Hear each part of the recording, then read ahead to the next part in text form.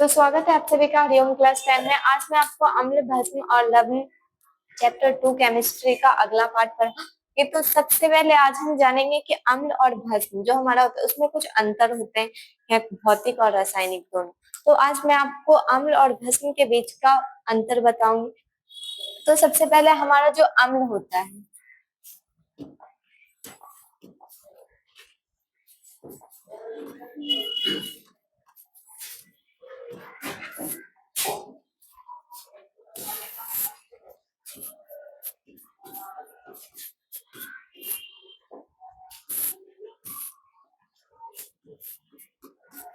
तो हमारा अम्ल जो होता है सबसे पहले उसका भौतिक गुण का अगर बात करें तो अम्ल का मैंने आपको बताया था कि अम्ल का जो स्वाद होता है वो खट्टा होता है। ठीक है, तो सबसे पहला अम्ल और भस्म का अंतर हो गया कि अम्ल का स्वाद खट्टा होता है और भस्म जो हमारा उसका स्वाद कड़वा होता है। ठीक है, तो अम्ल हमारा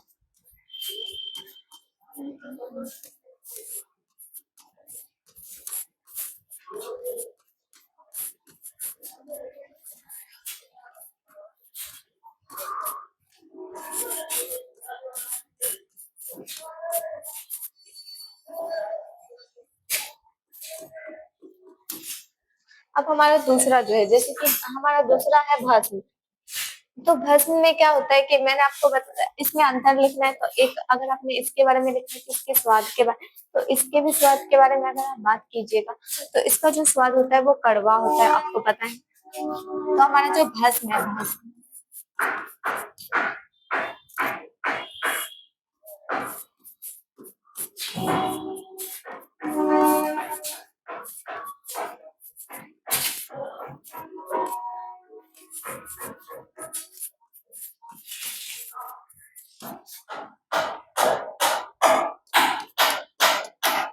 ये इसका पहला गुण हो गया कि इसका स्वाद खट्टा होता है और इसका स्वाद कड़वा होता है। ठीक है, अब देखिए अगर आप इसके दूसरे गुण के बारे में बात करें तो मैंने आपको बताया था रंजक, जिसमें कि आपका मानव निर्मित रंजक में हमारा था लिटमस पेपर। तो लिटमस पेपर का क्या गुण था कि वो अम्ल डालने पे वो लाल हो जाता था और भस्म डालने पे उसका रंग जो होता था वो नीला हो जाता था। ठीक है, तो अम्ल का दूसरा गुण का बात करेंगे तो वो नीले लिटमस पेपर को लाल कर देता है। ठीक है,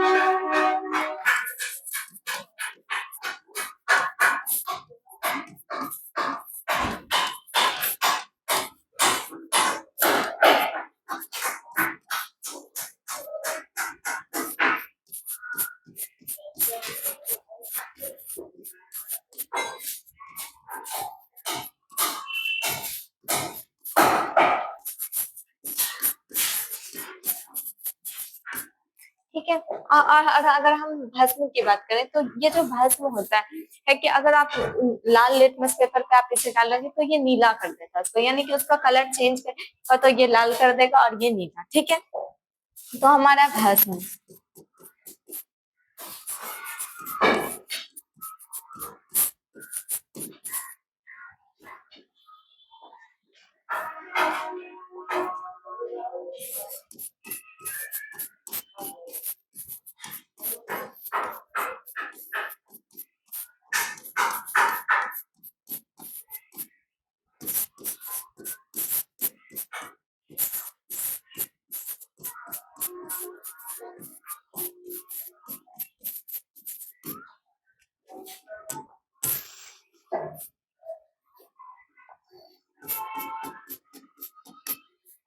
अब जो हमारा अम्ल और भस्म में से एक आप रासायनिक गुण का बात करते हैं, ये तो ना हमारे भौतिक गुण हो जाते हैं क्योंकि कलर चेंज करना और स्वाद ये सब आप बहुत मतलब महसूस कर सकते हैं। तो ये हमारे भौतिक गुण में। अब देखिए अगर आप रासायनिक गुण का बात करते हैं तो इसका जो पीएच मान होता है, इसका पीएच मान 7 से कम होता है और उसका पीएच मान 7 से अधिक होता है। ठीक है, तो ये हमारा तीसरा अंतर और पहला रासायनिक गुण हो गया। ठीक है, तो हमारा जो अम्ल होता है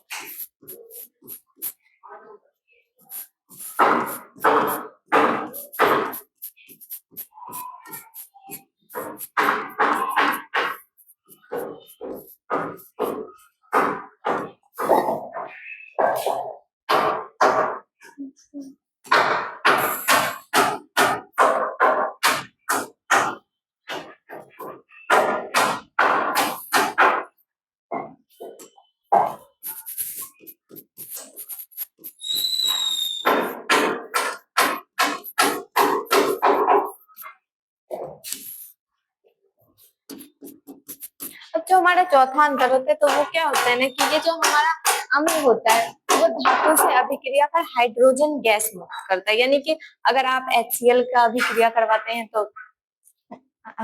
अगर आप HCl का अभिक्रिया करवाते हैं किसी भी धातु जैसे फेरम के साथ यानी लोहा के, तो वो हाइड्रोजन गैस मुक्त करेगा अभिक्रिया के बाद। ठीक है, तो हमारा अम्ल, तो अम्ल में हमारा हो जाएगा कि ये धातु से अभिक्रिया कर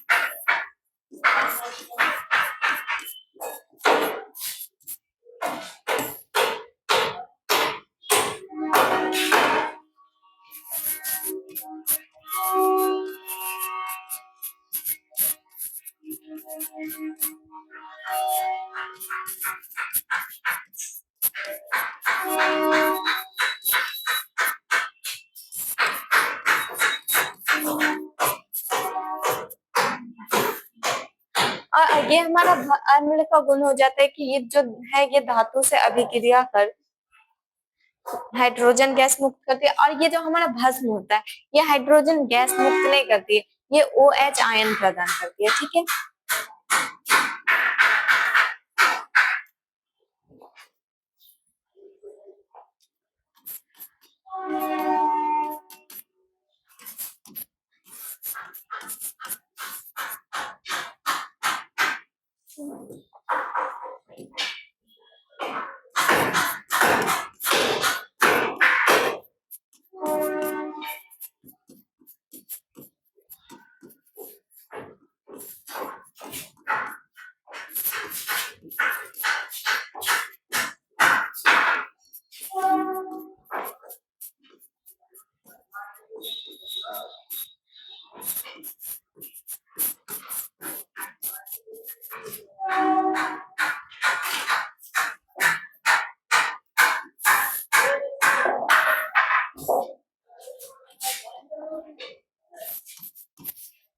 अगर हम इसके पांचवें गुण का बात करें जो कि रासायनिक गुण ही होता है, तो वो क्या होता है कि ये जो अम्ल होता है वो धातु से अभिक्रिया कर धातु का ऑक्साइड बनाता है। यानी कि ये अभिक्रिया करेगा धातु से और धातु का ऑक्साइड बनेगा। लेकिन हमारा जो भस्म होता है ये धातु से अभिक्रिया करके धातु का ऑक्साइड नहीं, मतलब अधातु से अभिक्रिया करके उसका ऑक्साइड बनेगा। ठीक है, तो हमारा पांचवा इसका गुण हो जाएगा कि ये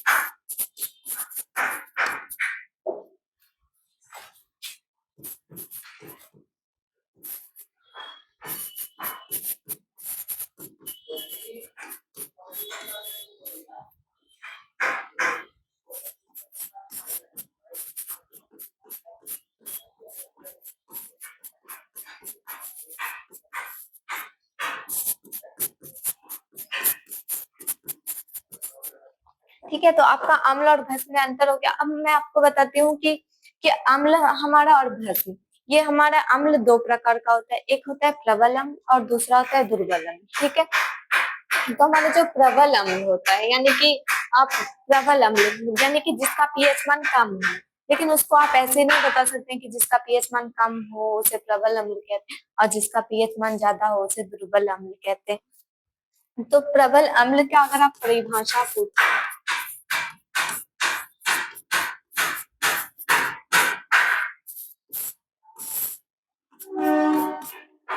तो प्रबल अम्ल क्या होता है कि जो जल में पूर्ण रूप से घुल जाता है और घुलने के बाद H+ आयन प्रदान करता है या हाइड्रोजन गैस है, तो वो हमारा जो होता है वो मतलब प्रबल अम्ल होता है। यानी कि पूर्ण रूप से घुल जाए यानी पूर्ण रूप से जल में घुल जाए तो ये हमारा हो जाएगा प्रबल अम्ल। और अगर पूर्ण रूप से ना घुले, आंशिक रूप से घुले, यानी कि उसका कुछ भाग बच जाए घुलने के लिए, तो वो हमारा क्या हो जाता है, दुर्बल अम्ल हो जाता है। ठीक है।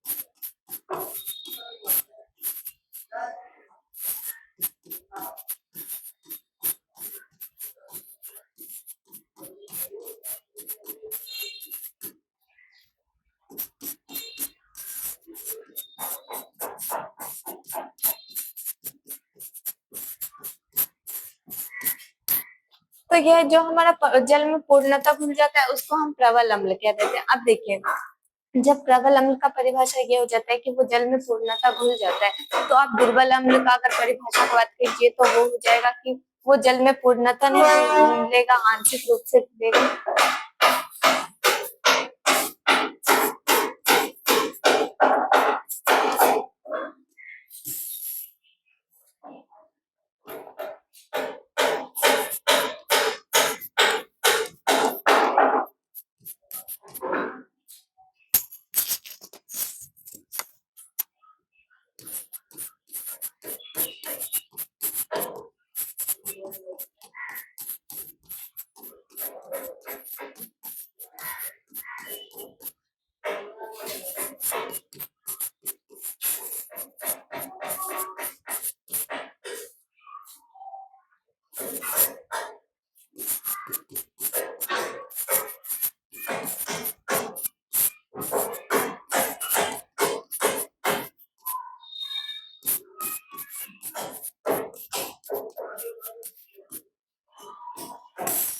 ठीक है। तो हमारा जो दुर्बल अम्ल होता है तो उसका परिभाषा क्या हो जाएगा कि ये जल में पूर्ण रूप से नहीं घुलेगा, यानी कि वो घुलेगा लेकिन पूरा नहीं घुलेगा। जैसे कि आप देखते होंगे कि अगर आप पानी में नमक को घोलते हो, मतलब वो अम्ल नहीं रहता, लेकिन हम एक एग्जाम्पल बता रहे हैं कि आपको कैसे पता चलेगी कि अम्ल और मतलब दुर्बल और प्रबल अम्ल में अंतर। ठीक है। तो अगर आप देखते होंगे कि पानी में अगर आप नमक घोलते हो तो वो पूर्ण रूप से घुल जाता है, लेकिन यही आप मिट्टी को घोलते हो तो वो पूर्ण रूप से नहीं घुलता है, उसका कण आपको नजर आएगा, उसमें जो कण होता है वो आपको नजर आता है, यानी कि वो आंशिक रूप से घुला, यानी पूर्ण रूप से वो घुला ही नहीं, मतलब लगभग घुला ही नहीं है। ठीक है। तो वैसे ही होता है कि प्रबल अम्ल और दुर्बल अम्ल, एक घुलता है अच्छे से और एक नहीं घुलता है। ठीक है। अब देखिए, अब इसी में आ जाता है कि जैसे अम्ल हमारे दो प्रकार के हैं, वैसे ही हमारे भस्म भी दो प्रकार के होते हैं, एक होता है प्रबल भस्म और एक होता है दुर्बल भस्म। तो प्रबल भस्म जो हमारा होता है,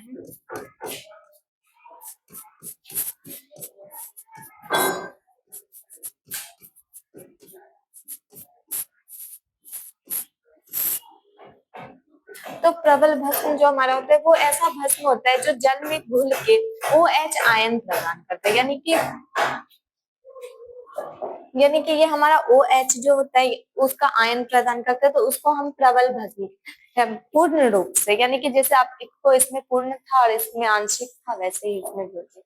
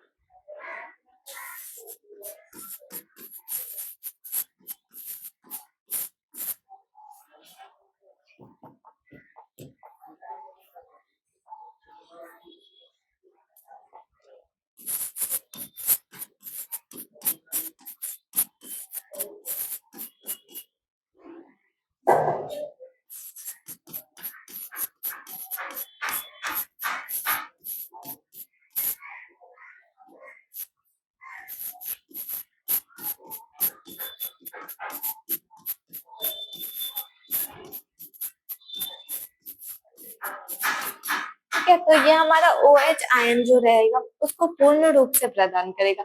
और अगर आप दुर्बल भस्म का बात कर लेते हैं तो इसमें आपका NaOH आ जाएगा, मतलब वैसा भस्म आ जाएगा। और प्रबल अम्ल और प्रबल भस्म में एक और अंतर होता है कि जैसे कि आपका OH का मान जैसे जैसे बढ़ता है, यानी कि जैसे कि आपका MgOH2 रहेगा, तो ये हमारा दुर्बल भस्म में आ जाएगा, क्योंकि इसमें OH का मात्रा अधिक है। तो हम आपको बताए थे कि OH का मात्रा अधिक होगा तो इसका जो भस्म का प्रकृति रहेगा वो घटते जाएगा।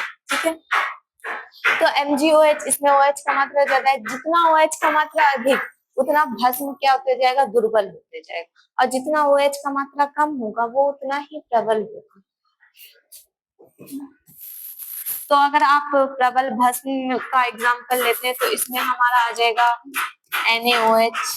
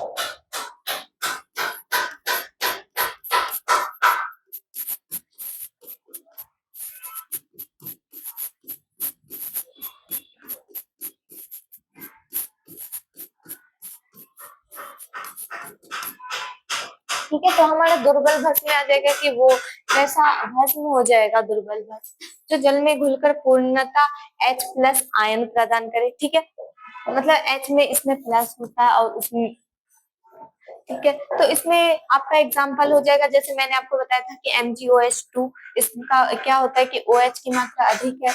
और अगर आप किसी भी, अगर आपको देख के पता करना है कि ये प्रबल भस्म है या दुर्बल भस्म है, तो उसमें आप अगर OH की मात्रा देखते हैं तो वो जितनी अधिक है वो भस्म उतना ही दुर्बल होता है। ठीक है,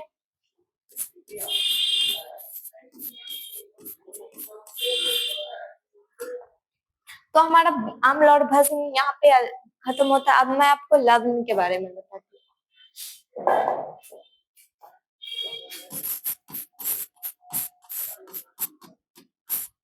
तो मैंने आपको बताया था कल कि लग्न क्या होता है। तो लग्न क्या होता है ना, जब आप अम्ल और भस्म की अभिक्रिया करवाते हैं तो उसके फलस्वरूप एक उदासीन पदार्थ और नमक का निर्माण होता है, जिसको हम लवण कहते थे। ठीक है,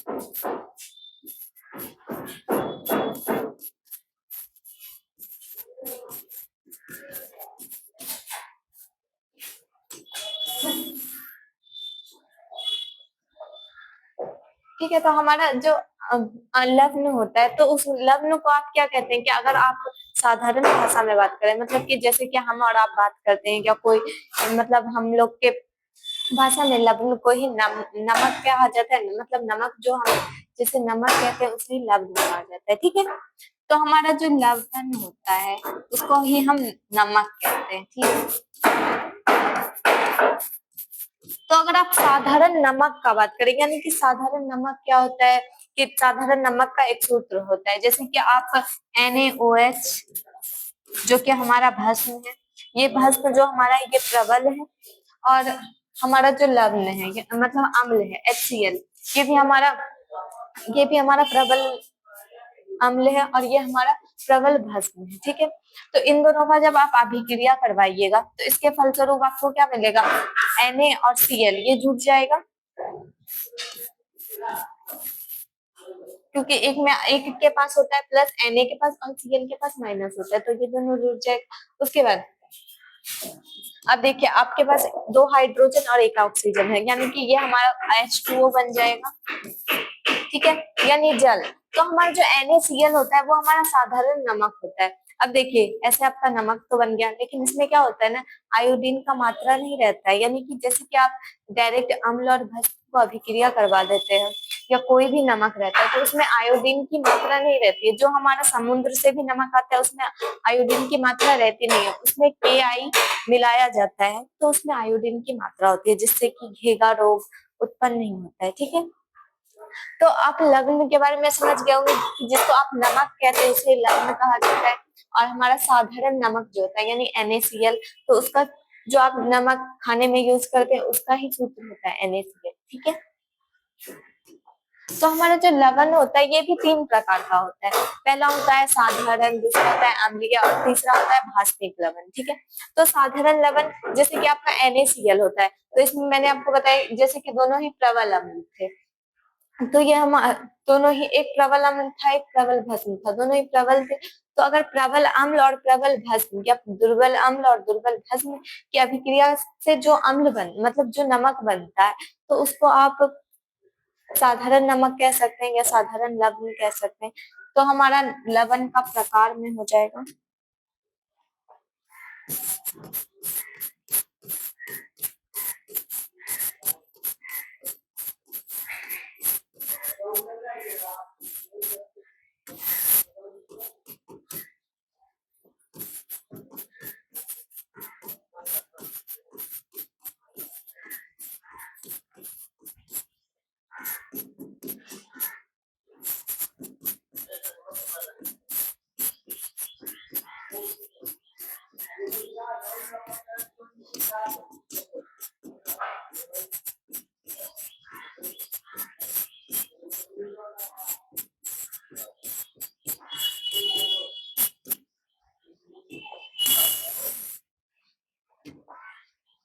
तो हमारा साधारण लवण आप जान गए कि क्या होता है।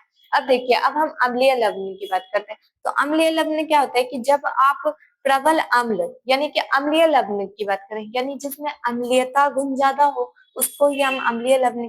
तो इसकी परिभाषा क्या हो जाएगी, जब प्रबल अम्ल और दुर्बल भस्म, जैसे कि आपका प्रबल अम्ल हो जाता है Na, प्रबल अम्ल होता है HCl, और दुर्बल भस्म यानी कि MgOH2 जैसे होता है, तो इन दोनों की जब आप अभिक्रिया करवाएंगे तो उससे जो नमक आपको प्राप्त होगा, ठीक है, तो उसको हम अम्लीय लवण कह देते हैं। अब भास्मिक लवण की बात करें तो उसमें क्या होता है, जैसे कि अम्लीय लवण में अम्ल की मात्रा ज्यादा होनी चाहिए, यानी कि अम्ल प्रबल होना चाहिए।